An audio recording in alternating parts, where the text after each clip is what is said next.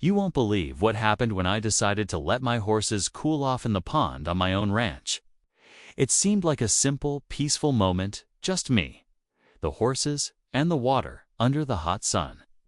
But things took a wild turn that I never saw coming. Out of nowhere, this HOA Karen suddenly showed up, furious and demanding I stop.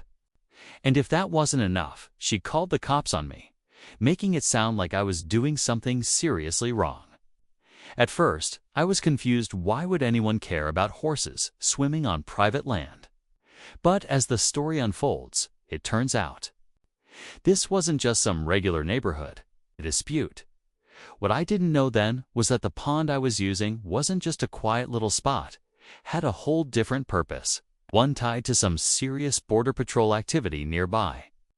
The whole situation quickly spiraled into something way bigger than a simple HOA complaint. The tension was real, and I found myself caught between defending my ranch and dealing with unexpected law enforcement attention. The clash between a homeowner's right to enjoy their land and the rules imposed by outside forces suddenly became very clear. This story touches on so many things: community rules, personal freedom, and how quickly a peaceful day can turn into a confrontation when neighbors don't see eye to eye. And trust me, it only got more intense from there. I'll share exactly what happened next, the phone calls, the visits, and the surprising truths that came out. But right now, I want you to imagine how it feels to just mind your own business, only to be met with suspicion and conflict that you never expected. Stick around, because the full story is way crazier than you think. You'll want to hear how this all started and what I did when things got really heated. This isn't just about horses or a pond, it's about standing your ground when everything seems stacked against you. So, here's a little background too. Set the stage. I've owned this ranch for a few years now, and it's my little slice of peace away from all the noise of town life. The pond has always been a quiet spot for my horses to relax, especially during the scorching summer months. Nothing fancy, just nature and animals doing their thing. I never expected that letting them swim there would cause such a stir. The ranch is surrounded by other properties, most of them part of a homeowners association. Yeah, the HOA that's known for being strict about every little thing. Usually, we keep to ourselves and avoid drama, but this time, it was different. The woman who showed up that day, the HOA's self-appointed enforcer, let's just call her Karen, has a reputation around here. She's always quick to call out anyone who doesn't follow the rules exactly as she sees fit. I've had my fair share of disagreements with her before, mostly about landscaping or parking. Nothing this serious. But when she saw my horses in the pond, she lost it, she claimed. It was against HOA regulations that the water was off limits.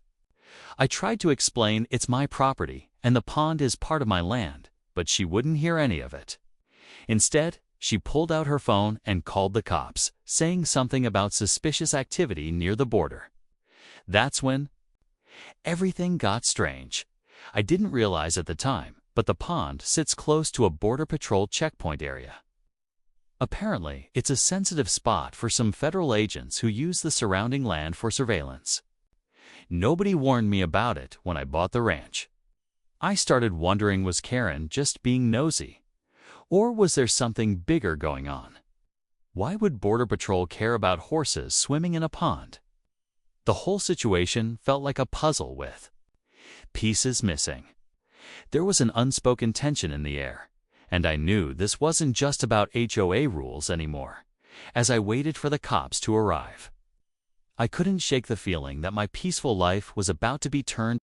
It was supposed to be a quiet Saturday morning, just me, a cup of coffee, and a little home improvement project I'd been putting off for weeks. The plan? Finally install a smart lock on the gate leading to my pool. Not exactly a wild activity. Right. But the moment I started unpacking the box and drilling into the fence post, things took a turn I never saw coming. I caught movement out of the corner of my eye, someone standing just outside the gate, arms crossed, glaring at me like I had just broken into Fort Knox. It was Karen's son. And not just any son, this guy's got the same entitled energy as his mom, but with an even nastier edge. Now, for context, Karen lives 2 houses down. She's been a thorn in everyone's side since the day she moved in, always complaining about dogs barking, trash bins being too close to the curb. And let's not forget, she's convinced the whole neighborhood must follow her version of the HOA rules, though she's not even on the board. But her son, he takes it up a notch. The guy doesn't even live here full-time, yet he acts like he owns the block, so there I am, on my own property, securing my pool gate for safety, and suddenly he starts yelling across the yard, demanding to know why I'm messing with the fence. I tell him, calm as ever, that I'm just installing a smart lock to keep the area secure, especially with kids around. But he doesn't want to hear it. Instead, he storms off, pulls out his phone, and calls 911 saying I'm tampering with private property and accusing me of being suspicious in my own backyard. Before I even had a chance to process what was happening, 2 squad cars pulled up, lights flashing, officers stepping out. And here I was, standing there with a screwdriver in hand, while the guy who just trespassed into my yard played the victim. What happened next left even the officers speechless, and that's where things really started spiraling out of control. One of the officers walked toward me, hand resting near his belt, while the other went straight to Karen's son, who was now pacing dramatically on the sidewalk like he'd just caught a criminal.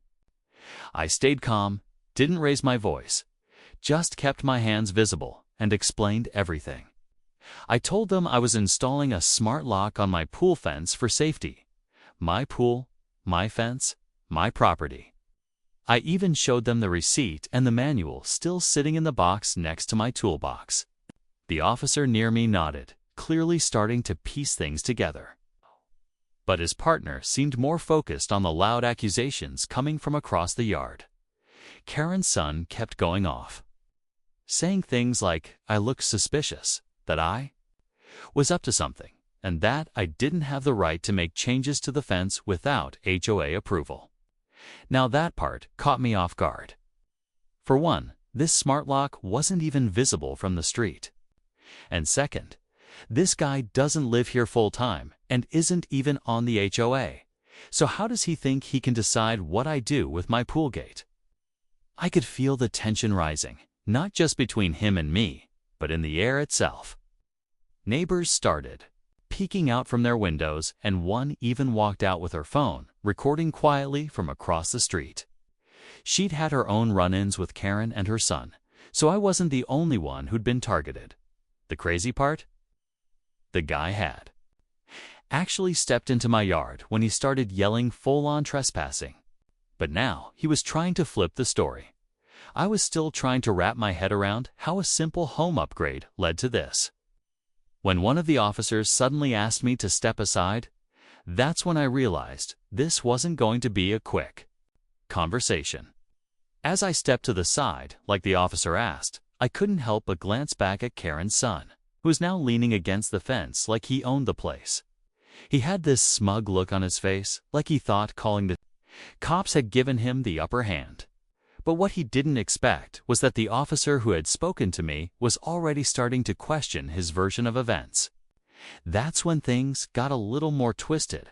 Out of nowhere, Karen herself came marching down the sidewalk, holding a clipboard and wearing that same expression she always had when she was about to start trouble.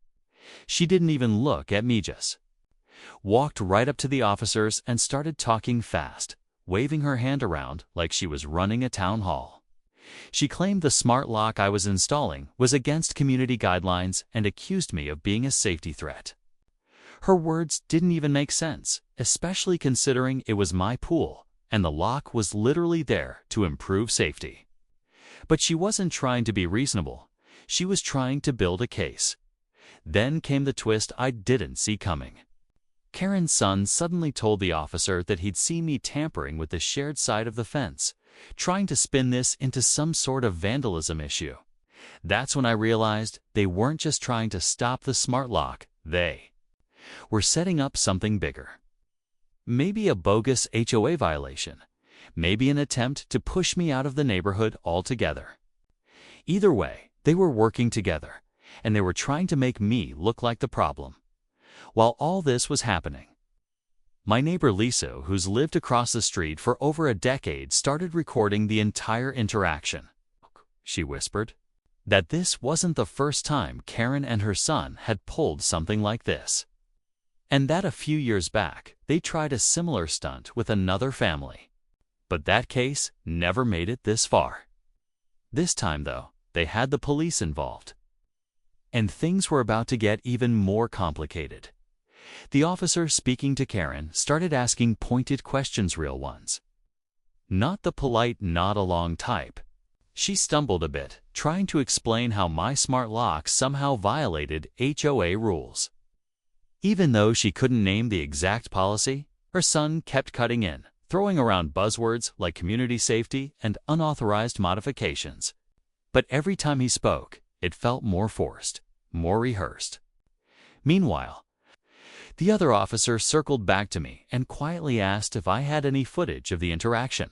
Thankfully, I had a motion-activated camera mounted right above the pool gate. I told him I could pull it up on my phone, and he nodded. Suddenly, a little more serious. Karen must have sensed the shift because her tone changed fast. She backed off the illegal modification story and started pushing the trespassing lie harder, saying I'd stepped into their yard to access the fence. That would have been hilarious if it wasn't so manipulative.